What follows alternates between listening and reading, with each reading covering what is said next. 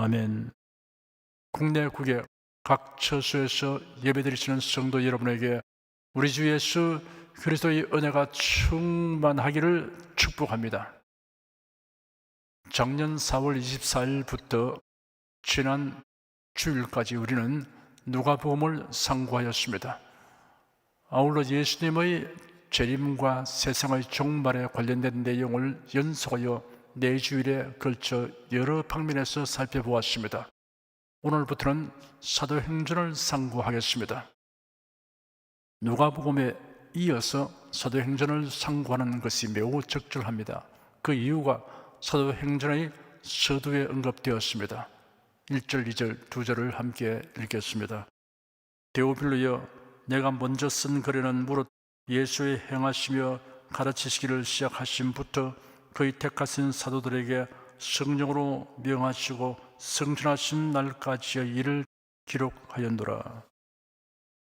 사도행전은 누가복음과 동일하게 기록자가 누가이고 수신자는 데오빌로입니다. 데오빌로는 원어 발음으로 데오필레인데 데오와 필로스라는 두 단어가 결합된 것입니다. 데오는 하나님이고 필로스는 사랑입니다. 하나님의 사랑을 받는 자 혹은 하나님을 사랑하는 자라는 뜻입니다. 누가복음에서는 데오빌로를 향해 각하로 그 배운 바의 확실함을 알게 하려 함이로다라고 말하였습니다. 데오빌로라는 사람은 이미 복음을 받아들인 신자 중의 특정인이었음을 말해줍니다. 각하라는 칭호를 붙인 것을 보면 당시 로마의 고위 관리로 추측됩니다. 그러나 사도행전은 성령의 감동하심을 입고 하나님께 받아서 기록된 성경이므로 데오빌로 각하라는 한 사람만을 향한 것이 아니라 예수 그리스도를 믿는 모든 사람을 향해 기록한 것입니다. 데오빌로라는 이름이 하나님의 사랑을 받는 자 또는 하나님을 사랑하는 자라는 뜻을 가진 것은 상징적 의미가 있습니다. 그리스도인은 누구든지 데오빌로입니다. 하나님을 사랑하는 자이며 하나님의 사랑을 받은 자입니다. 그리스도인의 신앙은 출발점이 하나님의 사랑입니다. 마치 밤하늘을 비추는 달빛이 태양빛이 반사되는 것이듯 우리의 신앙도 먼저 하나님의 사랑을 바라는 결과입니다. 요한일서 4장 10절에 사랑은 여기 있으니 우리가 하나님을 사랑한 것이 아니요 오직 하나님이 우리를 사랑하사 우리 죄를 위하여 화목제로 그 아들을 보내셨음이라 하였습니다. 믿음 또한 하나님의 은혜에서 비롯됩니다. 에베소서 2장 8절에 너희가 그 은혜를 인하여 믿음으로 말미암아 구원을 얻었나니 이것이 너희에게서 난 것이 아니요 하나님의 선물이라 하였습니다. 하나님을 믿는 것과 하나님을 사랑하는 것, 이 모두가 하나님의 은혜와 사랑으로 말미암은 것입니다. 먼저 쓴 글에는 무릇 예수의 행하시며 가르치시기를 시작하심부터 그의 택하신 사도들에게 성령으로 명하시고 성천하신 날까지의 일을 기록하노라 하였습니다. 먼저 쓴 글이란 누가복음을 말합니다. 누가복음에는 예수님의 탄생, 복음 전파 활동, 대속의 죽음, 부활, 성천에 관하여 기록되었습니다. 예수께서 성천하시기 전에 사도들에게 말씀하신 분부의 요점은 이러합니다. 첫째, 모든 족속에게 복음을 전파하라입니다. 둘째, 위로부터 능력을 입힐 때까지 예루살렘에 유하라입니다. 3절 한 절을 함께 읽겠습니다. 해 받으신 후에 또한 저희에게 확실한 많은 증거로 친히 사심을 나타내사 40일 동안 저에게 보이시며 하나님 나라의 일을 말씀하시니라. 예수님은 십자가에 못 박혀 죽으셨으나 사흘 만에 부활하셨습니다. 이러한 일은 갑자기 우연하게 일어난 사건이 아닙니다. 하나님께서 선지자를 통해 예언하신 예언의 성취입니다. 그리고 예수께서 공적 생애가 끝나갈 시점에 이르러서는 십자가에서의 죽음과 부활을 여러 차례 예고하셨습니다. 예고하신 그대로 되었습니다. 마태복음과 요한복음에 기록된 것 중에서 몇 장면만 살펴보면 이랍니다. 서기관과 바리새인 중에 몇 사람이 예수님에게 말하기를 선생님, 우리에게 표적 보여주시기를 원합니다 하니 예수께서 대답하시기를 악하고 음란한 세대가 표적을 구하나 선지자 요나의 표적밖에는 보일 표적이 없느니라. 요나가 밤낮 사흘을 큰 물고기 뱃속에 있었던 것 같이 인자도 밤낮 사흘을 땅속에 있으리라 하였습니다. 예수께서 가이사랴 빌립보 지방에서 제자들에게 자신이 예루살렘에 올라갈 것과 장로들과 대상들과 서기관들에게서 많은 고난을 받고 죽임을 당해야 할 것과 3일에 살아나야 할 것을 제자들에게 밝히기 시작하셨습니다. 예수께서 갈릴리 지역을 떠나 요단강 건너편 유대 지역으로 가셔서 가르치신 후 예루살렘으로 올라가실 때 길에서 말씀하시기를 부하라, 우리가 예루살렘으로 올라가면 인자가 대상들과 서기관들에게 넘겨줄 것이고 그들이 그에게 사형 선고를 내릴 것이고 그를 이방인에게 넘겨주어 십자가에 못 박도록 할 것이다. 그러나 그가 3일 만에 살아날 것이다 하였습니다. 유대인의 유월절이 가까워져 예수께서 예루살렘으로 올라가시는데 성전 안에서 소와 양과 비둘기 파는 사람들과 환전하는 사람들이 앉아있는 것을 보셨습니다. 예수께서 노건으로 채찍을 만들어 양이나 소를 다 성전에서 내어쫓고 환전하는 사람들이 돈을 쏟으시며 상들을 엎으시고 비둘기 파는 사람들에게 말씀하시기를 이것들을 여기서 치우라. 내 아버지의 집을 장사하는 집으로 만들지 마라 하였습니다. 그때 유대인들이 예수께 말하기를 당신이 이 일들을 행하는데 우리에게 무슨 표적을 보여주겠는가 라고 요구하였습니다. 예수께서 대답하시기를 너희가 이 성전을 허물어라. 그러면 내가 사흘 만에 세울 것이다 하였습니다. 그러자 유대인들이 이 성전은 46년 동안에 지었는데 당신이 이것을 3일 만에 세우겠다는 말이냐? 라고 따졌습니다. 예수님은 성전인 자기의 몸에 관하여 하신 말씀이었습니다.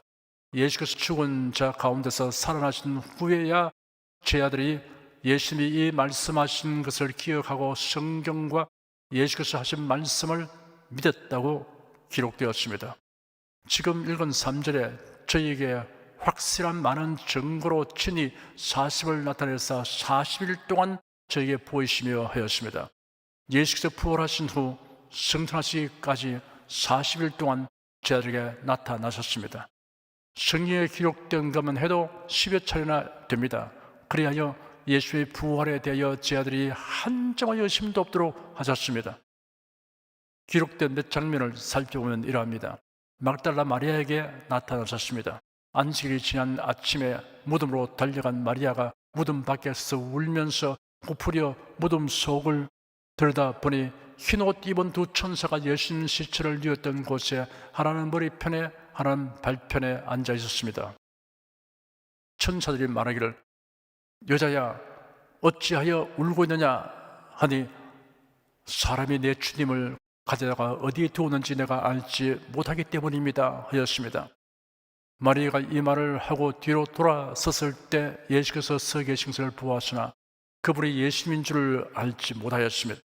예수께서 말씀하시기를 여자야 왜 울고 있느냐 누구를 찾느냐 하시니 마리아는 그분이 동산직인 줄을 알고 말하기를 당신이 그분을 옮기셨거든 어디에 두었는지 제게 말해 주십시오. 그러면 제가 그분을 모셔가겠습니다 라고 대답하였습니다. 예수께서 마리아야 하고 부르시자 마리아가 자기를 부르시는 그 음성을 듣는 순간 예수님이신 것을 알게 되어 돌이켜 히브리 말로 라보니 라고 불렀습니다. 선생님이라는 말입니다. 두려움을 가진 자들이 문들을 닫고 웅크리고 있는 방 안에 예수께서 나타나셔서 상처입은 손과 옆구리의 흔적을 보여주었습니다. 낙심하여 엠마오로 가는 자들에게 나타나셨습니다. 의심하는 도마에게 나타나셨습니다. 500여 명의 신자들에게 일시에 보이셨습니다. 3절의 하반절에는 친히 사심을 나타내사 40일 동안 저에게 보이시며 하나님 나라의 일을 말씀하시니라 하였습니다. 제자들에게 나타나셔서 하나님 나라의 일을 말씀하셨습니다. 신앙의 궁극적 목표가 하나님 나라입니다. 복음은 천국 복음입니다. 우리가 전파할 복음의 핵심은 예수 그리스도를 믿으면 하나님 나라에 들어가게 된다는 것입니다. 세상의 부귀 공명을 다 누려도 천국에 들어가지 못하면 허무하고 무의미한 인생에 불과합니다. 사람의 수명이 대홍수 이후에 현저하게 줄어들었습니다. 아담부터 노아까지는 거의 900대를 살았습니다. 다만 라멕은 777세를 향수하였고 에녹은 365세의 죽음을 보지 않고 하늘로 옮겨졌습니다. 노아의 아들 셈은 600세를 향수했으나 아브라함은 175세, 야곱은 147세, 요셉은 110세, 그 후로는 극소수의 사람 외에는 모두 100세를 넘지 못했습니다. 인생에 있어서 장수하거나 부귀 공명을 누리는 것보다 중요하게 여길 것이 있습니다. 그것은 사람은 죽는다는 사실과 죽음이란 존재의 멸절이 아니라는 사실입니다. 히브리서 9장 27절에 기록되기를 한 번 죽는 것은 사람에게 정하신 것이요 그 후에는 심판이 있으리니 하였습니다. 심판은 두 종류입니다. 형벌받는 심판과 상을 받는 심판입니다. 형벌은 지옥에 들어가는 형벌입니다. 우리의 모든 죄를 담당하여 십자가에 못 박혀 죽으셔서라 사망 권세 이기시고 사흘 만에 부활하신 예수 그리스도를 믿으면 형벌을 받지 않고 천국에 들어갈 수 있습니다. 이것이 천국 복음입니다. 4절 한 절을 함께 읽겠습니다. 사도와 같이 모여서 저에게 분부하여 가라사대 예루살렘을 떠나지 말고 내게 들은 바 아버지의 약속하신 것을 기다리라. 내게 들은 바 아버지의 약속하신 것이라는 표현에 성삼위 하나님이 모두 계시되었습니다. 내게란 예수님이십니다. 아버지는 성부 하나님이십니다. 약속하신 것은 성령 강림입니다. 성부 하나님께서 성령을 보내십니다. 구약 성경 에스겔서 36장과 요엘서 2장에 예언되어 있습니다. 그 후에 내가 내 신을 만민에게 부어주리니 너희 자녀들이 장래일을 말할 것이며 너희 늙은이는 꿈을 꾸며 너희 젊은이는 이상을 볼 것이며 그때 내가 또 내 신으로 남종과 여종에게 부어줄 것이며 또 새 영을 너희 속에 두고 새 마음을 너희에게 주되 너희 육신에서 굳은 마음을 제하고 부드러운 마음을 줄 것이며 또 내 신을 너희 속에 두어 너희로 내 율례를 행하게 하리니 너희가 내 규례를 지켜 행할지라 라고 기록되었습니다. 아버지의 약속하신 성령이 신자들에게 임하도록 예수님이 아버지께 구하겠다고 말씀하신 적이 있습니다. 내가 아버지께 구하겠으니 그가 또 다른 보혜사를 너희에게 주사 영원토록 너희와 함께 있게 하시리니 저는 진리의 영이라 세상은 능히 저를 받지 못하나니 이는 저를 보지도 못하고 알지 못함이라. 그러나 너희는 저를 아나니 저는 너희와 함께 거하시며 또 너희 속에 계시겠습니다 라고 약속하셨습니다. 예루살렘을 떠나지 말고 성령 강림을 기다리려고 하신 이유는 예루살렘을 신약 교회의 출발지로 삼기로 작정하셨기 때문입니다. 5절 한 절을 함께 읽겠습니다. 요한은 물로 세례를 베풀었으나 너희는 몇 날이 못되어 성령으로 세례를 받으리라 하셨느니라. 물 세례를 언급하시면서 성령 세례 받을 것을 말씀하셨습니다. 성령으로 충만함을 받는다는 것은 마치 물 세례를 받을 때 물속에 흠뻑 잠기는 것처럼 성령의 지배를 받게 됨을 암시하고 있습니다. 몇 날이 못되어 성령으로 세례를 받으리라 하셨습니다. 몇 날은 열흘 정도였습니다. 6월절 절기에 죽으신 예수님이 부활하여 40일간 나타나셨으며 승천하기 직전에 성령 강림에 대하여 언급하셨습니다. 이로부터 열흘이 되면 오순절입니다. 영어로 펜티코스트라고 합니다. 오를 뜻하는 헬라어 펜테에서 파생된 말로 50번째의 날, 축제일이라는 뜻입니다. 77절에 대한 헬라식 표현입니다. 유대인의 3대 절기는 6월절, 77절, 수장절입니다.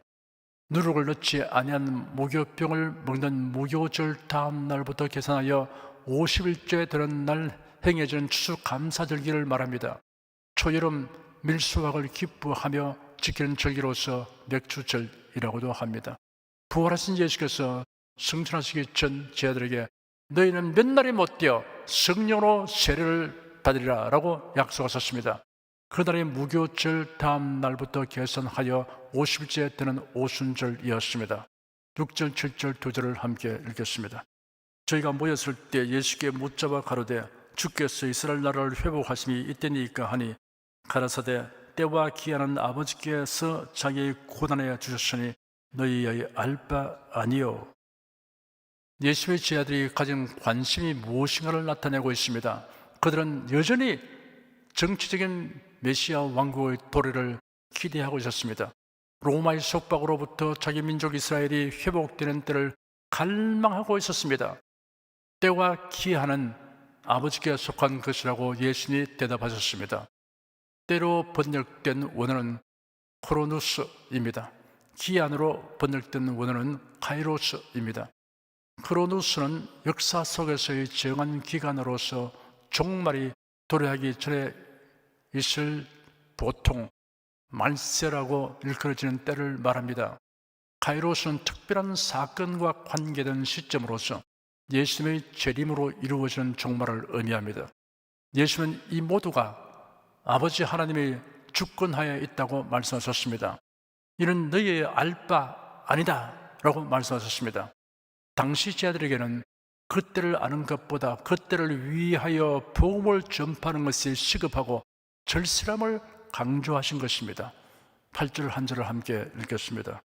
오직 성령이 너에게 임하시면 너희가 권능을 받고 예루살렘과 온 유대와 사마리아와 땅끝까지 이르러 내 증인이 되리라 하시니라. 죽음의 날은 누구에게나 반드시 다가오므로 죽음이란 무엇인가를 알아야 하고 죽음에 대한 준비로서 무엇을 해야 할 것인가를 알아야 하며 또한 그 일에 힘써야 합니다. 죽음처럼 세상의 종말도 반드시 다가옵니다. 그러니 그때를 위하여 무엇을 대비해야 할 것인가를 알아야 하고 그 일에 힘써야 합니다. 성도에게 주어진 공통적인 임무가 있습니다. 복음을 전파하는 것입니다.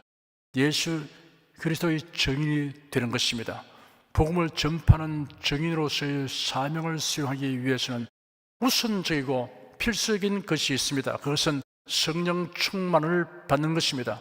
복음 전도가 성과를 거두려면 우리의 노력만으로는 되지 않습니다.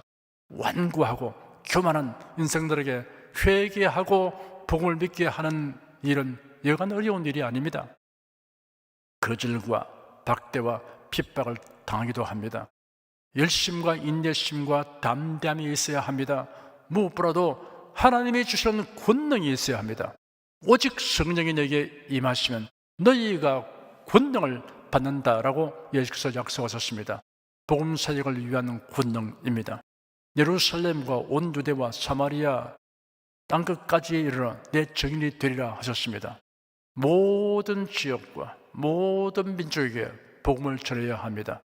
예수님은 제자들에게 이런 말씀도 하셨습니다. 너희는 온 천하에 다니며 만민에게 복음을 전파하라. 당시의 제자들이 알고 있는 땅끝 온 천하란 오늘날 사람들이 알고 있는 것에 미치지 못합니다. 하지만 당시의 교통통신수단을 감안한다면 예수님이 하신 말씀이 그들에게는 엄청난 일이었습니다. 더욱이 다스와 갈릴리 어부 출신이었습니다. 그들 중에는 로마에 가본 사람도 없었을 것입니다. 이런 갈릴리 촌 사람들에게는 상상치 못했던 엄청난 비전입니다. 그리스도인들은 공통된 비전을 마음에 품고 그 일을 위하여 힘쓰며 살아갑니다. 온 세계 만민에게 복음을 전하는 것입니다. 성도들의 신앙생활은 모두 이런 비전을 이루는데 기여하는 것입니다. 9절에서 11절까지 함께 읽겠습니다. 이 말씀을 마치시고 저희 보는 데서 올리어가시니 구름이 저를 가리워 보이지 않게 하더라. 올라가실 때 제 아들이 자세히 하늘을 쳐다보고 있는데 흰옷 입은 두 사람이 저희 곁에 서서 가로되 갈릴리 사람들아 어찌하여 서서 하늘을 쳐다보느냐. 너희 가운데서 하늘로 올리우신 이 예수는 하늘로 가심을 본 그대로 오시리라 하였느니라. 예수님이 승천하신 장면입니다. 누가복음에 보면 예수님이 승천하시기 전에 손을 들어 제 아들을 축복하셨습니다. 저희 보는 데서 올리어 가시니 구름이 저를 가리워 보이지 않게 하더라 하였습니다. 구름은 하나님의 영광과 권세를 나타내는 상징성이 있습니다. 애굽을 떠난 이스라엘 자손들이 시내산 아래에 머물렀습니다. 여호와께서 모세에게 이르시기를 내가 빽빽한 구름 가운데서 네게 임함은 내가 너와 말하는 것을 백성으로 듣게 하며 또한 너를 영영히 믿게 하려 함이라 하셨습니다. 그리고 제3일 아침에 우레와 번개와 빽빽한 구름이 산 위에 있고 나팔소리가 심히 크니 진중 모든 백성이 다 떨었습니다. 모세는 하나님께서 시내산 위에서 그에게 지시하신 대로 성막을 만들었습니다.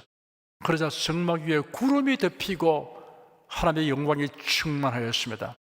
모세가 회막에 들어갈 수 없었으니 이는 구름이 회막 위에 덮이고 여호와의 영광이 성막에 충만하기 때문이었습니다. 구름이 성막 위에서 떠오를 때는 이스라엘 자손이 그 모든 행하는 길에 앞으로 나아가고 구름이 떠오르지 않을 때는 떠오르는 날까지 나아가지 아니하였습니다. 이스라엘 자손이 그 모든 길을 가는 동안은 낮에는 여호와의 구름이 성막 위에 있고 밤에는 불이 그 구름 가운데 있었습니다. 예수께서 제 아들 중에 베드로, 야고보, 요한을 데리고 높은 산에 오르셨습니다. 산 위에서 기도하실 때 제 아들은 변화된 예수님의 모습을 보았습니다. 꽃이 휘어져 광채가 났습니다. 그리고 엘리야가 모세와 함께 나타나서 예수님과 이야기하고 있었습니다. 그러자 베드로가 예수님에게 라삐님, 저희가 여기에 있는 것이 좋습니다. 저희가 초막셋을 짓 때 하나는 라삐님을 위하여, 하나는 모세를 위하여, 하나는 엘리야를 위하여 짓겠습니다 하였습니다. 그때 구름이 일어나서 그들을 뒤덮으며 구름으로부터 음성이 들려와 이는 내 사랑하는 아들이다. 너희는 이 아들의 말을 들으라 하였습니다. 다시 오늘 본문으로 돌아가 봅시다. 예수님이 성천하심으로 제 아들이 자세히 하늘을 쳐다보고 있는데 흰옷 입은 두 사람이 저희 곁에 서서 제 아들에게 말했습니다. 흰옷 입은 두 사람은 천사들입니다. 누가복음 24장 4절에서도 예수님의 부활을 알리기 위해서 나타난 두 천사들을 두 사람이라고 표현했습니다. 마태복음과 요한복음에는 주님의 천사가 하늘에서 내려오더니 무덤으로 가서 돌을 굴려내고 그 돌 위에 앉았는데 그의 모습은 번개와 같았고 그의 옷은 눈과 같이 희었다. 흰옷 입은 두 천사를 보았는데 한 천사는 예수님의 시체가 놓여있던 자리 머리맡에 앉아 있었고 한 천사는 발치에 앉아 있었다라고 형용하였습니다. 예수님의 생애의 시작과 끝에는 모두 천사들이 등장하였습니다. 가브리엘 천사가 나타나 마리아에게 성령으로 잉태될 것을 예언하였고 목자들에게 천사들이 나타나 예수님의 탄생을 알렸습니다. 성천하신 장면에서 천사들이 마지막 메시지를 전했습니다. 갈릴리 사람들아 어찌하여 서서 하늘을 쳐다보느냐. 너희 가운데서 하늘로 들림을 바라신 이 예수님은 하늘로 가신 것을 본 그대로 오실 것이다 하였습니다. 여기는 세 가지 메시지가 있습니다. 첫째, 하염없이 하늘만 쳐다보고 있을 것이 아니다 라는 메시지입니다. 우리가 어떤 신비 체험을 하면 거기에 매료되어 집착하고 몰두할 것이 아니라 주님이 분부한 말씀을 실행하려고 나서야 합니다.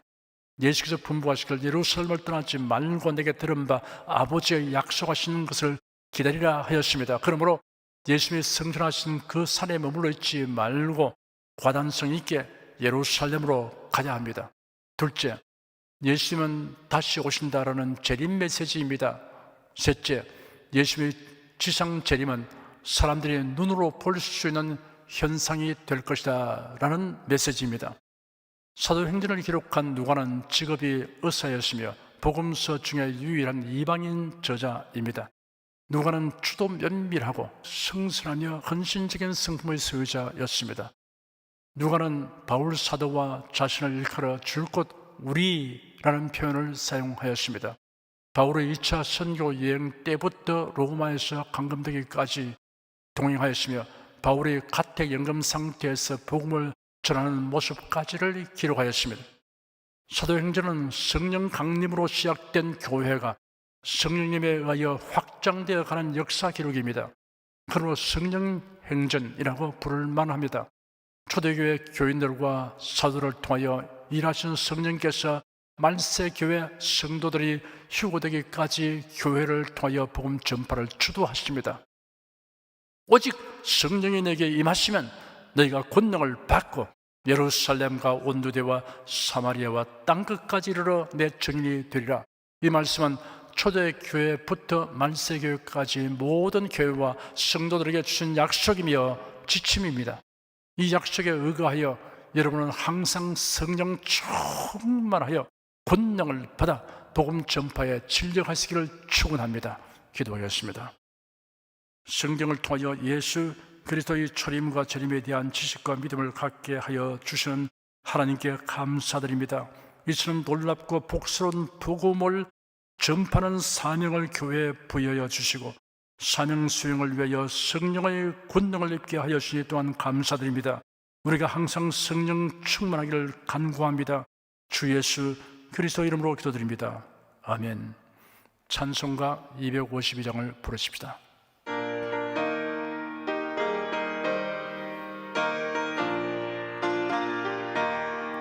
기쁜 소리 들리니 예수 구원하신다.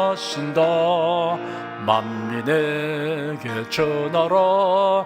예수 구원하신다. 주님 명령하시니 산을 넘고 물 건너 온 세상에 전하라. 예수 구원하신다. 바다들아 외쳐라.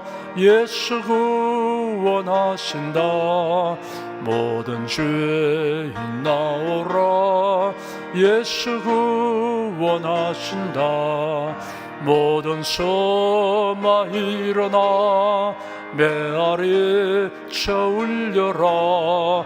복음 중에 복음은 예수 구원하신다. 환난 중에 하는 말 예수 구원하신다. 다시 살아나시오. 예수 구원하신다. 지은 죄를 인하여 슬픈 마음이 있어도 숨질 때에 내 할 말 예수 구원하신다. 바람들아 외쳐라. 예수 구원하신다. 기뻐하라 나라들 예수 구원하신다. 구원하는 소리를 산과 들에 전하라. 우리들의 성전가 예수 구원하신다. 여러분 중에 아직 예수 그리스도를 영접하지 아니하신 분이나 예수 그리스도만이 구세주이시다라는 믿음을 가지지 아니하신 분은 지금 저를 따라서 신앙 고백 기도를 하십시오. 신앙 고백하는 유익과 복됨과 즐거움을 누리기 원하시는 성도 여러분도 따라서 기도하십시오. 하나님 아버지, 저를 불러주니 감사합니다. 예수께서 십자가에 못 박혀 죽으시고 죽음에서 부활하심으로 저희 모든 죄를 사하여 주시고 저를 구원해 주시니 감사합니다. 예수님은 나의 구세주이시며 하나님이시며 주님이심을 믿고 고백합니다. 변함없이 하나님을 경외하고 사랑하고 의지하며 살겠습니다. 힘써 복음을 전하며 살겠습니다. 예수님 이름으로 기도드립니다. 아멘. 여러분 가슴에 손을 얹으십시오. 병약한 분들은 아픈 곳에 믿음의 손을 얹으시기 바랍니다. 너희 중에 병든 자가 있느냐 위하여 기도할지니라. 믿음의 기도는 병든 자를 구원하리니 주께서 저를 일으키시리라. 이러한 성경 말씀에 의하여 우리가 하나님께 신주를 간구하오니 응답하여 주시옵소서. 병들어 고통하는 자들을 불쌍히 여기시고 치료하여 주시옵소서. 상한 몸, 병든 몸을 다 고쳐 주시옵소서. 예수 그리스도 이름으로 명한다. 병만아 물러가라. 통증과 염증은 나을지어다. 암과 종양은 소멸될지어다. 각종 장애는 치유될지어다. 예수 그리스도 이름으로 명하노라. 지금 낫게 될지어다. 순식간에 나을지어다. 생활에 다가오는 풍파는 고요하고 잠잠하게 하여 주시옵소서. 모든 일에 항상 모든 것이 능력하여 드리고 베푸는 일을 풍성하게 행하도록 하여 주시옵소서. 슬픈 일을 당한 성도들에게 주님께서 손 내밀어 붙들어 주시고 주님의 음성을 들려주시옵소서. 슬픔보다 더 큰 위로가 임하여 속히 극복하게 하여 주시옵소서. 지혜와 명철을 우리에게 주셔서 모든 일을 바르게 분별하고 판단하며 선택하게 하여 주시옵소서. 어쩌나 오늘이나 동일하신 예수께서 지금도 우리를 용서하시고 치유하시며 위로하여 주시니 감사합니다. 주 예수 그리스도 이름으로 기도드립니다. 아멘. 내 믿음대로 될지어다. 기쁘고 감사한 마음으로 예물을 드리십시다. 천지 만물을 창조하시고 주관하시는 거룩하신 하나님 아버지, 지난 한 주간 우리를 주님의 돌보시는 은혜 가운데 살게 하시고 오늘 거룩한 주의 날에 성도들이 모여 신령과 진정의 예배를 드리게 하여 주시니 감사합니다. 이 시간 설교를 통하여 은혜와 진리의 말씀을 듣고 깨닫게 하시니 감사드립니다. 우리가 주님의 말씀대로 행하며 살기 원하오니 권능의 손길로 도와주시옵소서. 주님께서 베풀어 주시는 은혜 감사하며 정성껏 예물을 드리오니 기쁘게 받아 주시옵소서. 우리 주 예수 그리스도 이름으로 기도드립니다. 아멘.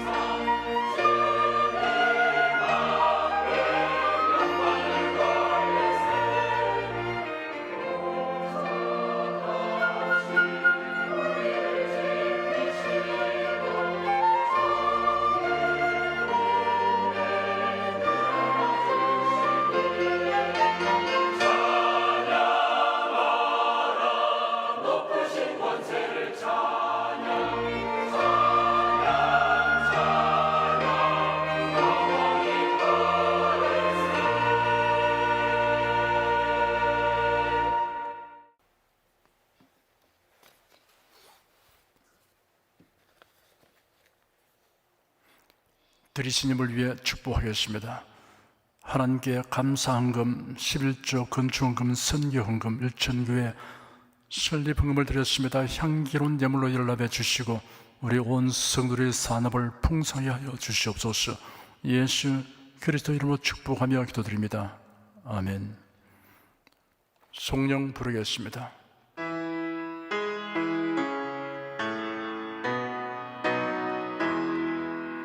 성부 성자 성령께 찬송과 영광 돌려보내세. 태초로 지금까지 또 영원 무궁토록 성삼위께 영광 영광.